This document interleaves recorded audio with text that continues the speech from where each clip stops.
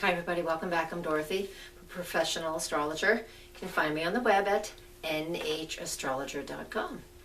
And please go to my website there and sign up to be on my newsletter email list. And every month I choose 3 people who will win a 20-minute astrology session with me. And I do that every single month. So within the first week of the next month, the following month, I will email you separately the winners, okay? So that out of the way, find me on Facebook, Dorothy Morgan Astrologer. Today I want to talk about the new moon solar eclipse that is coming up on March 8th. And that is Eastern Standard Time. It is at 8:54 p.m. All right, that's +5 GMT if you're keeping track. This new moon solar eclipse is also a super moon. And physically where this eclipse is starts in Indonesia, in that area, and goes through the Pacific Ocean. So we most likely won't see it here. I know we won't see it here unless you're watching it on TV or the computer. What does that mean? You know, it has this physical component, which is kind of cool in my eyes. You know, the new moon is at 18 degrees of Pisces. And with it physically, this eclipse being over the ocean, Pisces represents the water in the oceans. So in a very big way, a global sense, what this eclipse represents is our focus in on the oceans and water on this planet and the problems with that. All right, so we have a big issue that will be coming up. We already have it coming up already, but something else will show its face. And when we have eclipses, they are always unexpected components that can happen with eclipses, but when we have them, but I will tell you at least what we do know about this new moon in Pisces. And again, when we have new moon eclipses, all new moons are about planting new seeds and changing things to expand and to grow. So this is what we're going to do with this Pisces new moon. Pisces represents love and compassion and understanding and forgiveness. And this Pisces new moon eclipse is in the same location as the south node, which is things that should be easy for us. It's also in the same place as Chiron, all within a few degrees.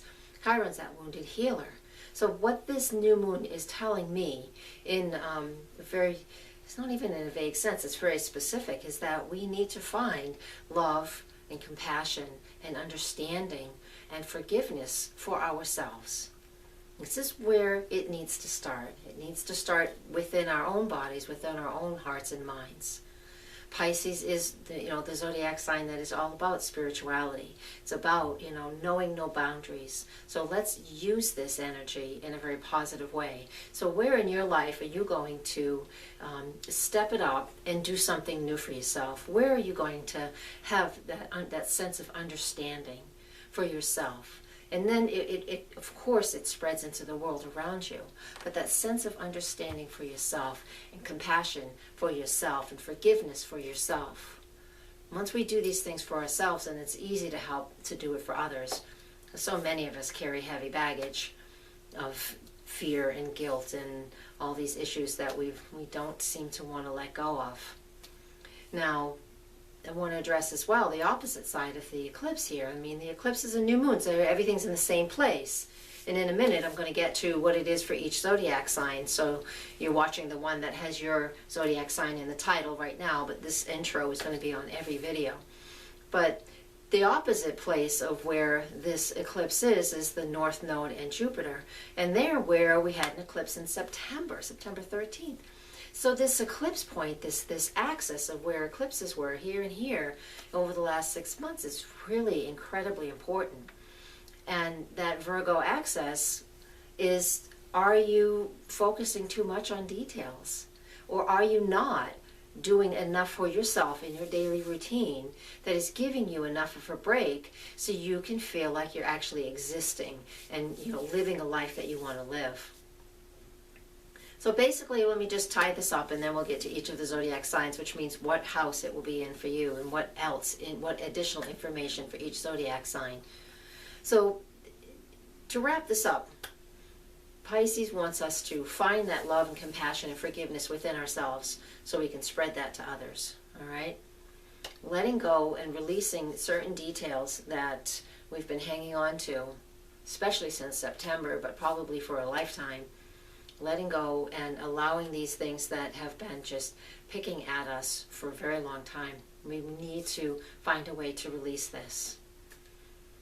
So using spiritual components, Pisces, in our everyday routine, the Virgo opposite energy of this eclipse, in our daily routine is something that is super important for all of us to do.